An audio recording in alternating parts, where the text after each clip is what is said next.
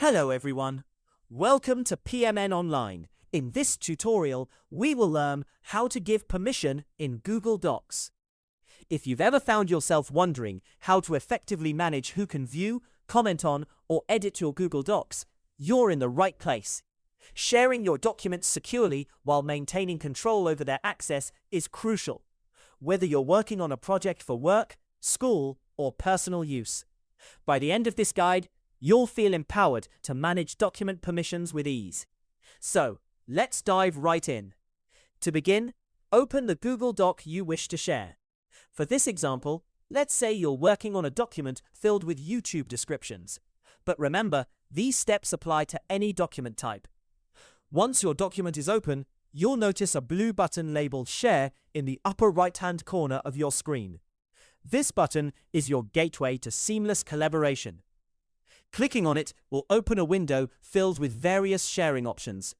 Now, let's walk through these options step by step. One of the first settings you'll encounter is the Get Link section. Here, you have the ability to change the document settings to anyone with the link. By selecting this option, you are essentially granting access to anyone who receives this link. This is particularly useful for sharing documents widely, for instance, within your team or network. However, remember that with greater access comes the need for careful control of who receives the link.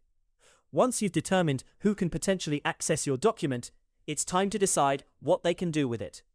Google Docs provides three main permission levels: viewer, commenter, and editor. Let's break these down further. 1. Viewer. This is the most restricted permission. When someone is given viewer access, they can only see the document. They cannot make any changes or leave comments. This is ideal for when you want to share read-only content, ensuring the document remains untouched. 2. Commenter. If you're looking for feedback but still want to retain control over the document's content, the commenter setting is perfect. Users can highlight text and leave their thoughts or suggestions, but they won't be able to make any direct changes to the document itself. This is a great way to gather input without altering your original work. 3. Editor. This is the most lenient permission setting and should be used with caution. Giving someone editor access means they can make changes, add images, and restructure the document as they see fit.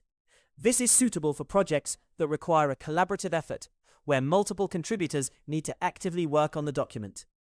After you've decided on the appropriate level of access, the next step is straightforward. Click the Copy Link button to copy the document link to your clipboard.